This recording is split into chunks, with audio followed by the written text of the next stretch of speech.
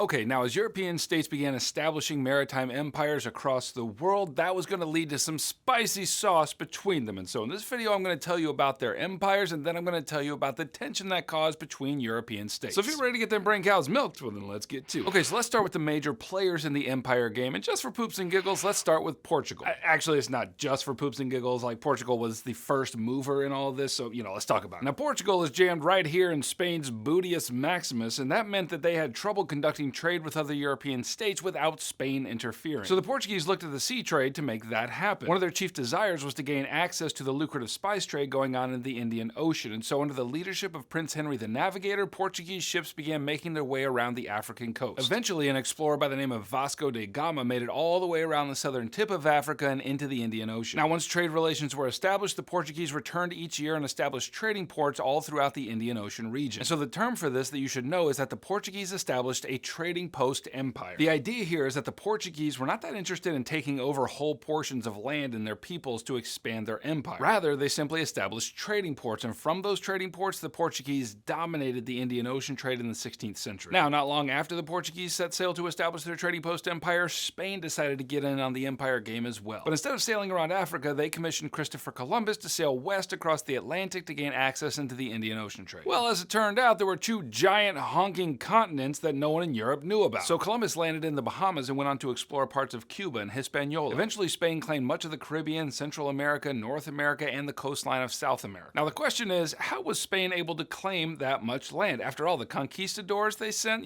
guys like Hernan Cortez, they didn't have that many men with them compared to the huge empires that the Spanish toppled in the Americas. Well, there are a lot of interweaving causes, but probably the most significant one was the introduction of European diseases like smallpox and measles, for which the indigenous peoples of the Americas had no immunity. Now we'll talk more about how that happened in another video, but the short version is that these diseases wiped out an enormous percentage of the population in the Americas. But Spain don't care. They got themselves an empire now, baby. So Portugal and Spain were the first major movers in the maritime empire game, but it wasn't long before the Atlantic nations of France, England, and the Netherlands joined in as well. France ended up claiming large parts of North America and Canada. The explorer Samuel de Champlain founded France's first permanent settlement at Quebec in 1608. But mainly the French were interested in trade, and so they didn't end up establishing many colonies in which people actually went and lived. Rather, they forged alliances with indigenous groups like the Huron Confederacy throughout their territory and got in on the lucrative fur trade there. England, on the other hand, was all about the settler colonies, which were colonies where English people actually moved and settled to find a new life. Their colonies mainly hugged the Atlantic coast of North America, and they established a few in the Caribbean as well. But they also established these colonies in order to compete economically with the other European states that I mentioned. And maybe one of the biggest contributions to that economic competition was the tobacco trade. Now the Dutch, which is to say those people from the Netherlands, also established colonies in North America during this time, but they, like the Portuguese, were mainly interested in trade. And so while they did reap some economic success in their New World colonies, the main focus for the Dutch was competing with the Portuguese in the Indian Ocean trade. Now, this push to establish empires all over the world eventually led to tensions arising between several European states. Now, the most significant tensions would eventually erupt into wars like the War of Spanish Succession and the 7 Years' War, but those don't occur until the next period, so we're going to leave those for another video. But in the midst of this period, the most significant tension and its resolution occurred between Portugal and Spain, and here's the story. Back in 1481, the Pope granted all the islands south of the Canary Islands to Portugal. Now, because no one had yet sailed west across the Atlantic at this point, what they were thinking was that any islands discovered in this general region right here would belong to Portugal. Fast forward to 1493, and our boy Columbus was sailing back to Europe after claiming islands in the Caribbean for Spain. Before returning to Spain, he stopped in Portugal and let the king know that he had discovered more islands to the southwest of the Canaries. And because of that papal bull from 1481, the king of Portugal was like, okay, those belong to us. But Ferdinand and Isabella of Spain were like, y'all so crazy. So you can see this thirst for empire starting to cause tension. So Portugal went ahead and announced that they were sending a fleet to claim the islands that were rightly theirs. So Spain, knowing they could not best the superior Portuguese navy, appealed to Pope Alexander VI and asked him to decide whose land this was going to be. And eventually the result that calmed the tension was the Treaty of Tordesillas, which drew a line of demarcation right here. The treaty granted Spain all the land to the east and Portugal all the land to the west. Now in truth, Portugal and Spain didn't pay too much attention to this line as they built their overseas empires, but the point is it did calm the tension between the two imperial states. Alright, next you're going to want to click right here for the rest of my Unit 1 videos. They're going to tell you everything you need to know for Unit 1. And click right here to grab my AP Euro review pack, which has everything you need to get an A in your class and a 5 on your exam in May. I'll catch you on the flip-flop. Heimler out.